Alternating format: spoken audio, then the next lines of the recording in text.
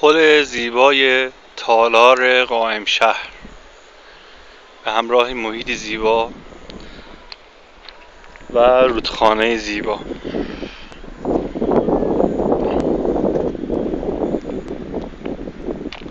فضای سرسبز و دلانگیز.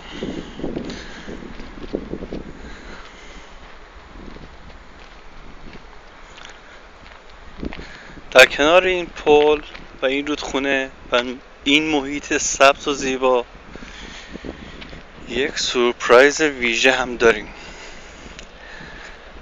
خیلی ویژه است، خبر خوشیه برای اهالی، برای منطقه. اهالی که بوی خوشش حسابی بالاخره فیض میبرن،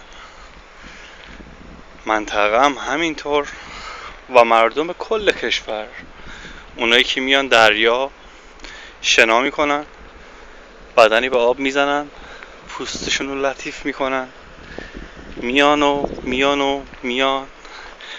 و این هم دپوی زباله های قائمشهر در کنار این رودخانه دلانگیز با این محیط زیبا.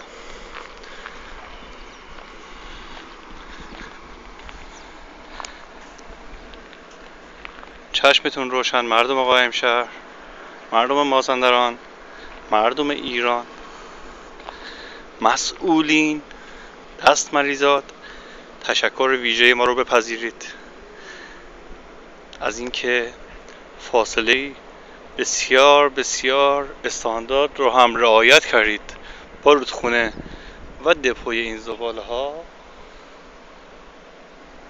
از شما کمال تشکر رو داریم. حالا هم کمی فیض میبریم از محیط اطراف.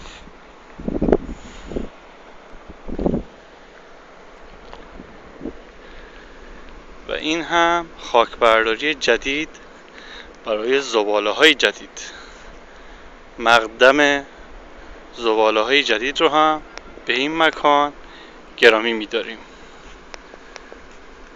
در کنار زباله های قدیمی. ضمن تشکر مجدد از مسئولین محترم.